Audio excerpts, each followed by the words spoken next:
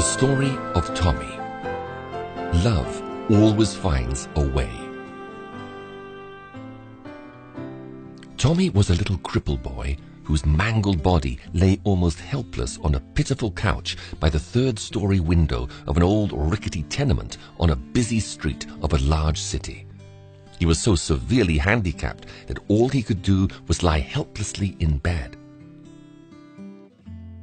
One day, Tommy asked a newsboy friend of his to bring him the book about the man who went about everywhere doing good.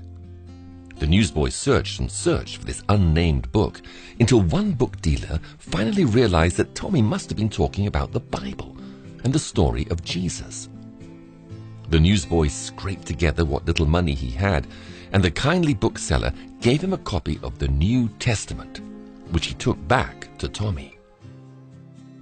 The two boys began to read that book together, and after a time, Tommy understood the message of salvation it contained.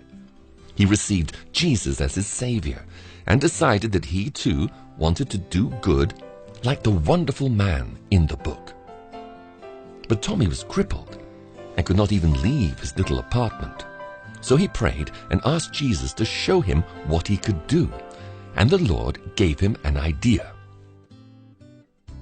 Tommy began to copy helpful verses from the Bible onto little pieces of paper, which he would then drop from his window to flutter to the busy street below. Passers-by would see them drifting down and out of curiosity pick them up and read the words from the man who went everywhere doing good, Jesus Christ. Many were helped, encouraged, and comforted, and some were even saved through the simple ministry of this boy and his New Testament. One day, a wealthy businessman found Jesus through reading the verse in one of Tommy's little notes. He later returned to the spot where he had found the scrap of paper that had led him to the Lord, hoping to find some clue as to how it got there. Then he noticed another little bit of paper floating down to the sidewalk.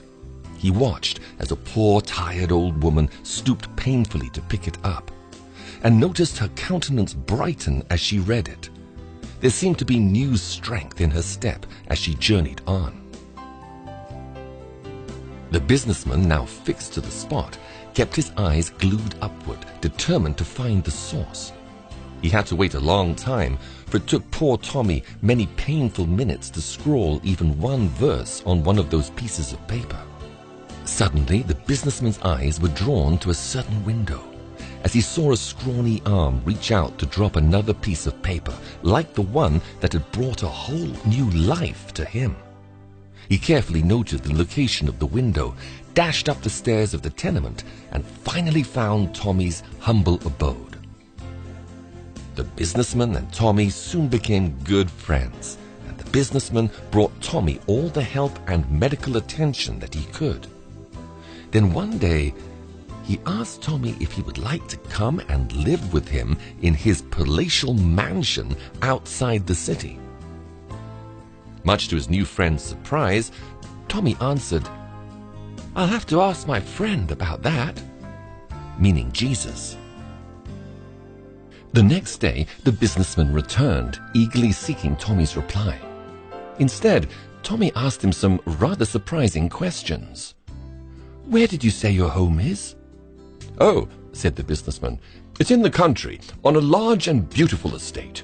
You'll have a room of your own, servants to care for you, delicious meals, a good bed, every comfort and attention, anything your heart desires. And my wife and I will love you dearly and care for you as our own son." Hesitantly, Tommy queried again, "Are there any people that would pass under my window?" Surprised and somewhat baffled, the businessman replied, "Why, no, only an occasional servant, or perhaps the gardener. You don't understand, Tommy. This is a gorgeous country estate, far from the tumult of the city. You'll have quiet there and be able to rest and read and do whatever else you want, away from all this filth and pollution and noise and the busy throngs." After a long and thoughtful silence, Tom's face looked very sad, for he hated to hurt his friend. Finally, he said quietly but firmly, with tears in his eyes, "I'm sorry, but you see, I could never live anywhere where people don't pass under my window."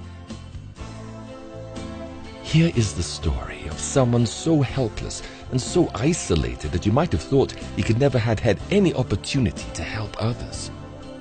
But love found a way. Someone passes under the window of your life every day. Has your love found a way to help them? Has Jesus shown you how you can help them? He will, if you want to, no matter what the conditions or your limitations. God has windows too, and He has promised that if you obey Him and open the window of your life to others, He will open for you the windows of heaven and pour out for you such a blessing that there will not be room enough to receive it. Based on the principle of Malachi chapter 3, verse 10.